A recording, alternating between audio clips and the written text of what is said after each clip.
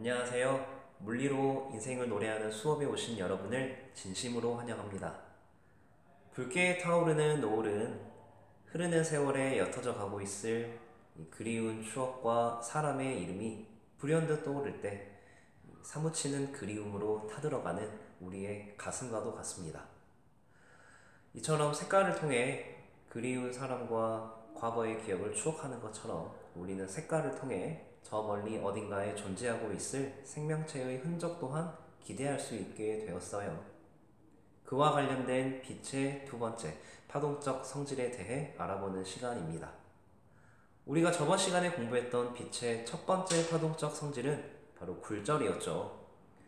두 번째 파동적 성질은 바로 간섭인데, 이 빛이 간섭이라는 걸 한다라는 사실을 바로 과학자 영이 발견했습니다. 영이 실험한 결과에 따르면 이렇게 구멍이 두 개 뚫려 있는 슬릿에 빛을 쬐어 주었을 때 이 슬릿의 맞은편에 있는 스크린에 밝고 어두운 무늬가 교차되어서 나타난다라는 거예요. 그 이전까지는 뉴턴의 입장에 따라 빛은 입자처럼 움직였기 때문에 구멍이 뚫려 있는 이 수직한 위치만 밝았어야 했지만 실제로는 그렇지 않고 밝고 어두운 무늬가 규칙적으로 나타나더라. 밝은 무늬 그 옆에 어두운 무늬, 그리고 어두운 무늬 옆에 또 밝은 무늬, 그리고 다시 어두운 무늬, 이렇게 밝고 어두운 무늬가 교차되어 나타났다라는 것은 빛이 간섭한다라는 거죠. 전 시간에 공부한 내용에 따르면 이렇게 빛 두 개가 만나서 밝은 빛이 더 밝은 무늬를 만드는 곳은 무슨 간섭을 하는 곳일까요? 그렇죠. 보강 간섭이겠죠. 예를 들어서 이 밝은 지점까지 이 구멍에서 진행한 빛의 경로와 이 구멍에서 진행한 빛의 진행 경로의 이 차이가 보강 간섭을 일으키는 조건에 부합하는 것이고, 보강 간섭을 일으키는 경로차는 반파장의 짝수배였습니까? 홀수배였습니까? 그렇죠. 짝수배였죠. 이때 경로차는 이 거리를 의미하겠네요. 자, 이 거리가 보강 간섭을 하는 경로차가 될 것이고, 반면 이렇게 어두운 무늬까지의 경로 차이는 만약 여기에서 진행한 빛의 경로와 여기에서 진행한 빛의 경로, 그 차이는 대략 이 정도가 되겠네요.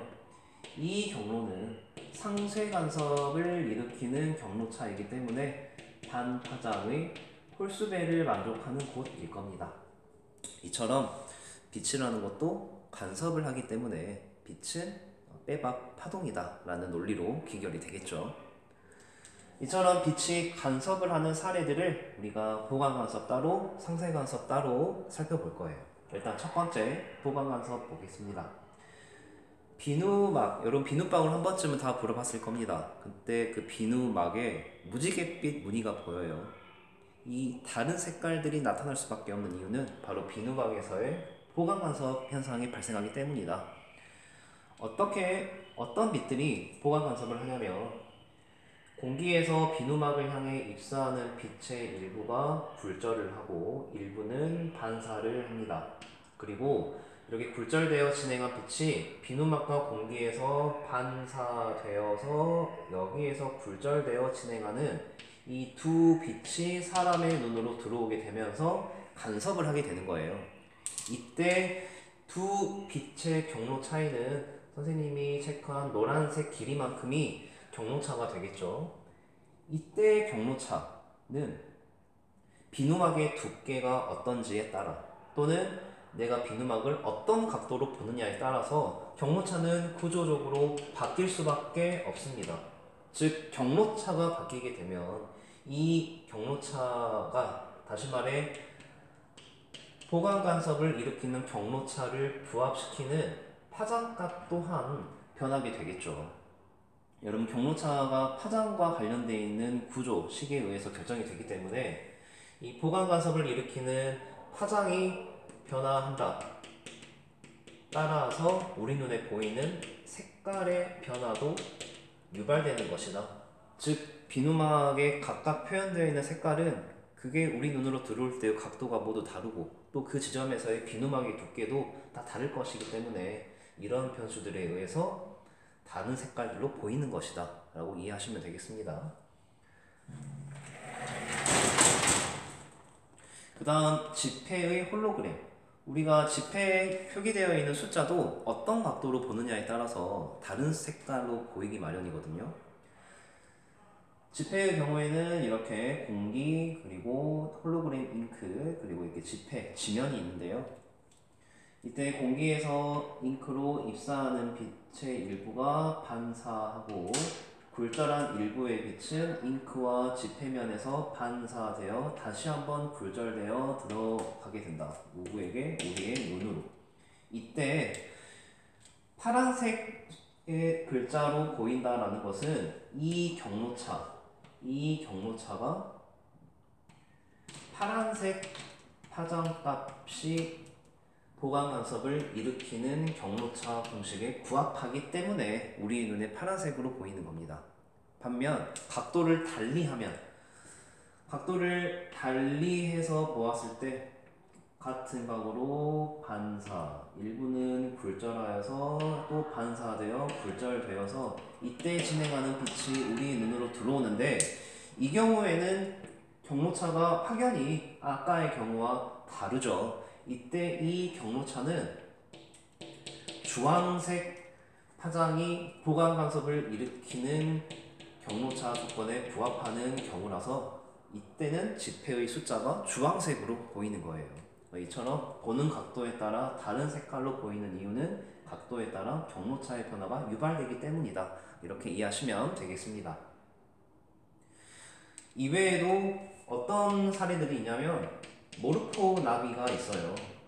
이 모르포 나비는 여러분 선생님 강의에 참고 사이트 링크로 들어오시면 각각의 그림 자료들이 이제 첨부되어 있으니까 그거 보시면서 강의 보면 되겠습니다. 이 모르포 나비의 푸른 빛은 어느 염료로도 구현할 수 없다고 합니다.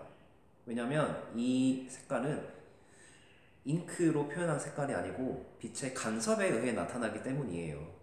이 모르포 나비의 구조를 자세히 관찰을 하면 수많은 격자 구조로 구성이 되어 있음을 확인할 수가 있습니다. 이 격자 구조에서의 간섭에 의해서 내가 이 나비의 날개를 어떤 각도로 보느냐에 따라 푸른빛의 명도와 채도가 바뀌는 거예요. 이런 모르포 나비의 날개 격자 구조를 그대로 차용한 광학기기가 바로 분광기이죠. 분광기, 스펙트럼을 관찰하기 위한 광학기기입니다. 다시 말해서 이 파장별로 빛들을 분리해내는 기계예요. 내가 어떤 각도로 보느냐에 따라서 파장들끼리 보강 간섭이 일어나는 조건이 달라지기 때문에 파장별로 분리가 되는 거죠. 선생님이 수업 초반에 이 색깔을 통해서 어딘가에 존재하고 있을 생명체의 흔적을 기대할 수 있다라는 말 했던 거 기억나시죠?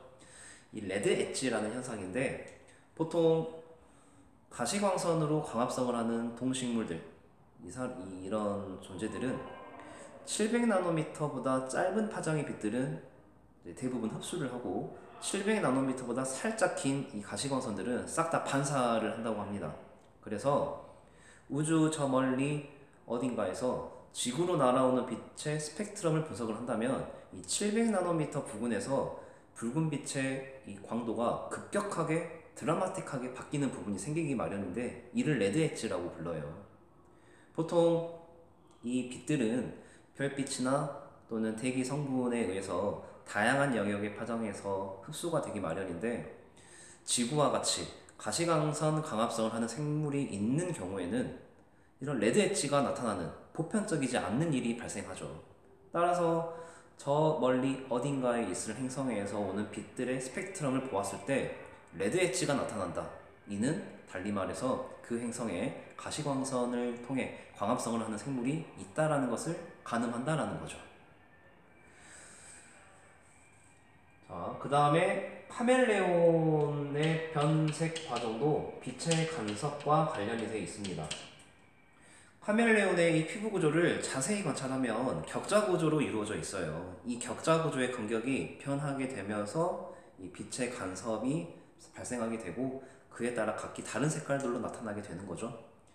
이 격자 구조의 간격은 근육의 긴장도라든지 혈압에 따라서 이런 카멜레온의 생리적 요소에 따라 조절이 된다고 합니다.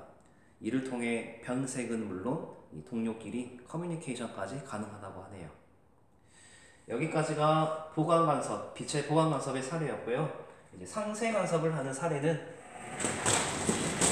무반사 안경 정도로만 알면 되겠습니다. 자, 공기 그리고 렌즈에 코팅되어 있는 코팅제 렌즈, 여기에서 역시 빛이 입사를 하면 빛 일부는 반사, 일부는 굴절하여서 여기에서 반사되고 굴절하여 진행한다. 이때 두 개의 빛이 사람의 눈으로 들어와 간섭을 일으키는 것인데, 이 두 빛의 경로차가 이렇게 노란색으로 체크한 부분이죠. 이 경로차를 상쇄 간섭을 일으키는 경로차가 만족이 되도록 코팅제의 두께를 조절하는 겁니다. 그래서 이 반사되어지는 빛들이 상쇄되는 것이죠. 이게 바로 무반사 안경의 원리입니다. 상쇄 간섭. 네, 여기까지가 빛의 간섭, 그리고 빛의 간섭이 어떤 사례들로 나타나는지 살펴본 내용들 전부입니다.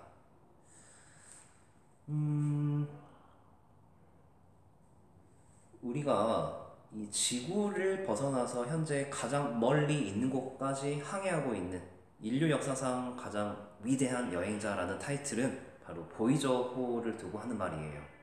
그렇게 불릴 수밖에 없는 이유는 보이저호는 태양에서 명왕성까지 약 59억 킬로미터의 4배에 해당하는 우주 공간을 항해했기 때문입니다. 여러분의 교과서에서 주로 보았었을 목성의 대적점, 그리고 토성의 위성 타이탄, 이거 모두 보이저호가 촬영하여서 지구로 보낸 결과물들이에요.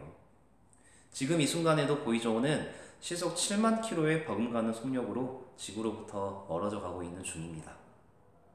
현재 어느 시점에 있냐면, 이 지금 있는 기점으로부터 300년 뒤가 지나게 되었을 때 이 태양계의 가장 바깥 격계 오르트 구름에 진입한다고 해요. 여기에 진입하고 2만 년 정도가 더 소요가 되면 이 오르트 구름을 완전히 벗어난다고 합니다. 그리고 여기에서 더 1만 년 정도가 소요되면 태양에서 가장 가까운 별 알파 센타우리에 진입한다고 해요. 이처럼 별 간의 공간, 이 성간 공간, 인터스텔라는 지금의 인류가 극복하기 만만치 않은 거대한 공간적 장벽이라는 거죠. 그러나 우리가 페트리 접시의 미생물을 현미경을 통해 볼 수 있는 것처럼 분광기를 이용한다면 페트리 접시에 우주를 올려놓을 수 있습니다. 이 별빛의 스펙트럼을 통해서 우리는 우주의 발생과 발전에 따른 가설을 정립하고 이 무한한 공간 어딘가에 살고 있을 이 생명체의 흔적도 기대할 수 있게 되었잖아요. 이처럼 분광기를 통해서 색깔을 보는 능력이 발전하므로 우리는 주요 에너지 원천이었던 빛이 이제 지구상에서 가장 중요한 데이터 자원이 되기도 했어요. 오늘 여러분이 들을 노래는 유나의 오르트 구름이라는 노래입니다.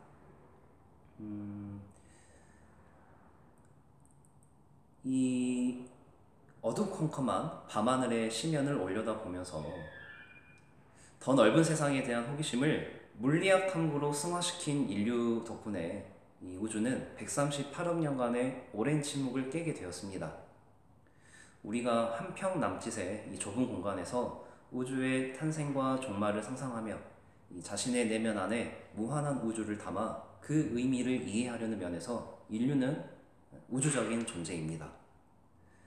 나의 우주를 보는 유일한 자이자 세상의 의미와 가치를 부여하는 최후의 존재는 바로 나 자신이기 때문에 우리는 절대 하찮지가 않죠.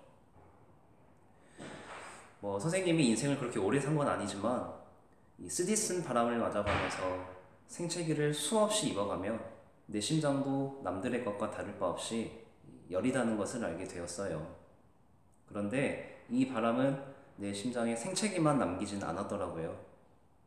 그 바람을 타고 흩날려온 이 씨앗들은 이 생채기나 심장에 자리 잡아서 수많은 꿈들의 싹을 틔워갔습니다. 그렇기 때문에 수십 번 깨지고 좌절할지라도 이 계속 자라나게 될 꿈의 싹을 지켜나가기 위해서라도 저는 그 바람을 등지고 오늘도 앞으로 달려가고 있어요.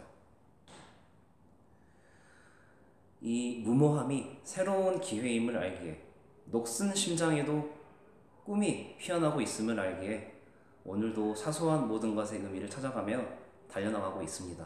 그런 삶을 여러분도 살았으면 좋겠습니다.